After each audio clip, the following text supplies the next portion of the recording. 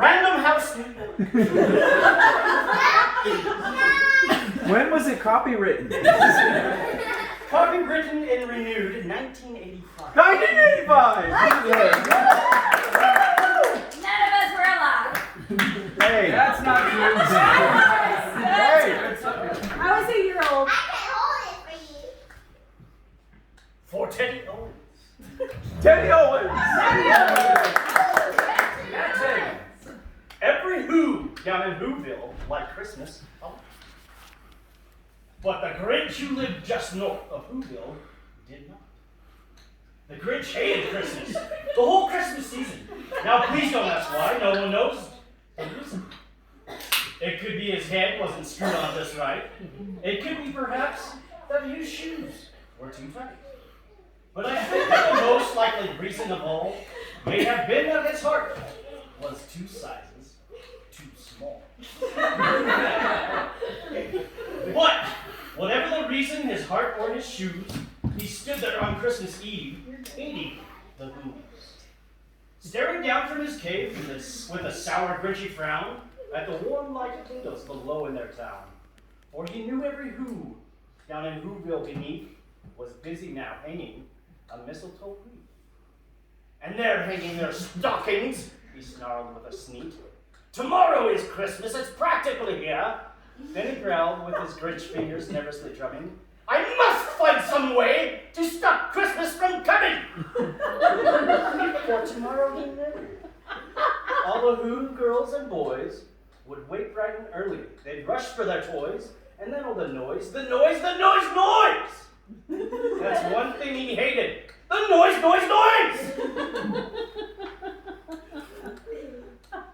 Then the Who's, young and old, would sit down to feast, and they'd feast, and they'd feast, and they'd feast.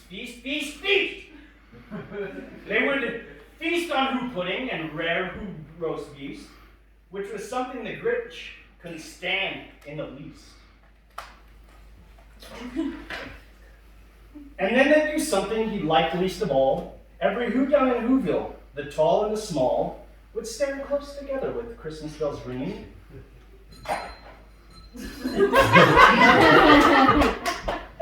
They'd stand hand in hand, and the Who's would start singing. They'd sing and they'd sing, and they'd sing. And the more the Grinch thought of this Who Christmas sing, the more the Grinch thought, I must stop this whole thing. Why, the 53 years I've put up with this now, I must stop this Christmas from coming. But how? Then he got an idea, an awful idea. The Grinch got a wonderful, awful idea.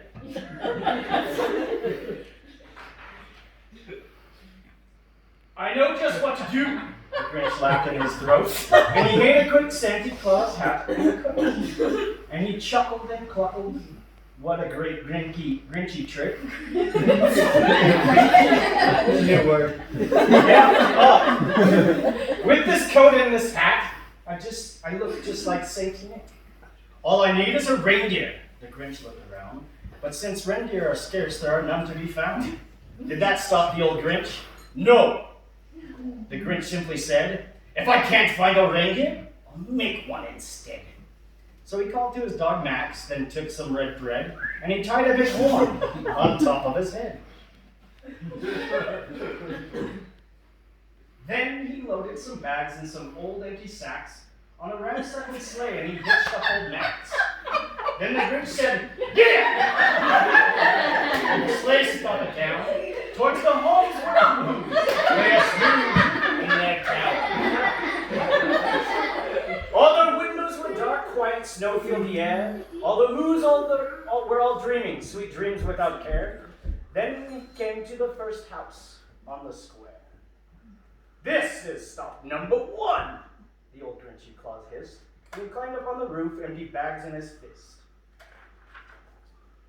Then he slid down the chimney, a rather tight pinch. But if Santa could do it, then so could he. He got stuck only once for a moment or two, then he stuck his head out of the fireplace flue, where the little Who stockings all hung in a row.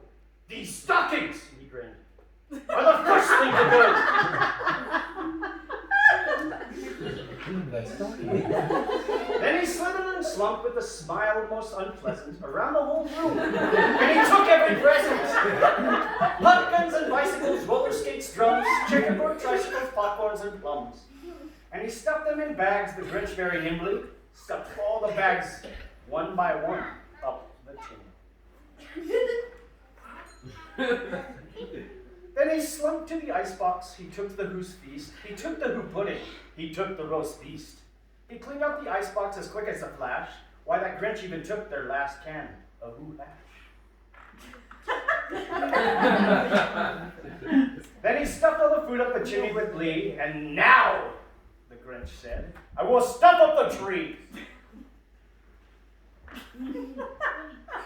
And the Grinch grabbed the tree and he started to shove when he heard a small sound like a coo of a dove.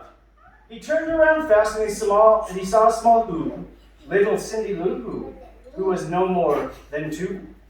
The Grinch had been caught by his tiny Who daughter, who'd gone out of bed for a cup of cold water. She stared at the Grinch and said, "Because why? A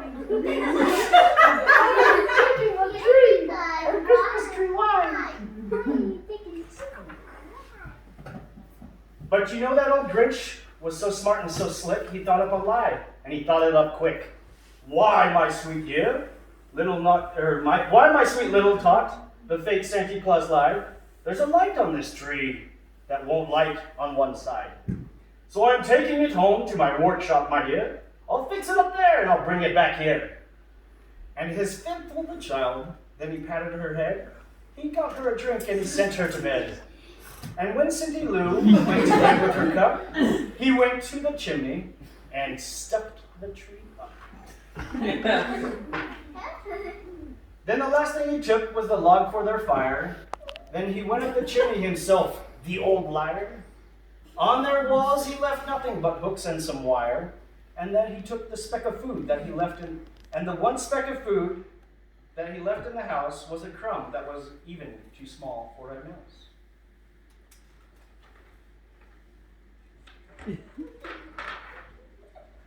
Then he did the same thing to the other Who's house, leaving crumbs much too small for the other Who's mouse. It was 1/4 dawn, all the Who's still in bed, all the Who's still snoozing, when he packed up his sled, packed it up with their presents, their ribbons, their wrappings, the tags and the tinsel, the trimmings, the trappings. 3,000 feet up the side of Mount Crumpet, he rode with his load to the tip-top to dump it. Hoo-hoo-hoo, to Who's, he said grinchiously humming, they're finding out now that there's no Christmas coming. They're just waking up, I know just what they'll do. Their mouths will hang open a minute or two. Then the Who's down in Whoville will cry, a boo-hoo-hoo. That noise, the Grinch, that simply must hear. So he paused. I missed the page. It's hard to miss beforehand. No, I didn't miss the page. Cried boo-hoo, that noise, the Grinch, that I simply must hear. So he paused and the Grinch put his hand to his ear, and he did hear a sound rising over the snow. It started in low, then it started to grow. But the sound wasn't sad. Why, the sound sounded merry. It couldn't be so, but it was merry, very. He stared down at the Whoville. The Grinch popped his eyes. Then he shook. What he saw was a shocking surprise.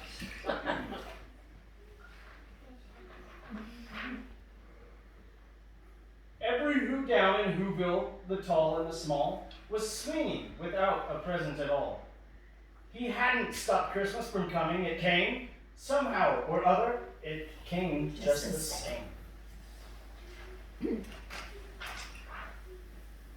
And the Grinch, with his Grinch feet ice cold in the snow, stood puzzling and puzzling.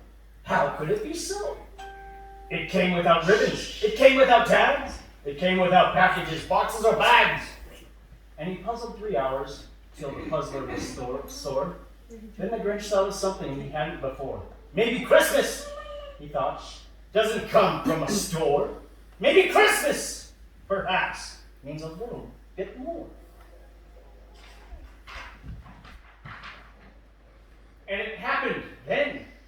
Well, in Whoville they say that the Grinch's small heart grew 3 sizes that day. And the minute his heart didn't feel quite so tight, he whizzed with his load through the bright morning light, and he brought back the toys and the food for the feast. And he himself, the Grinch, caught the roast beast.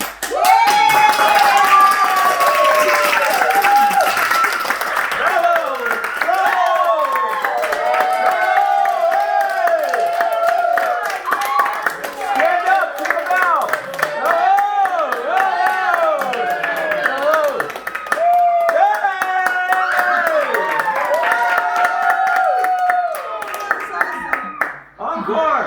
Encore! The sequel.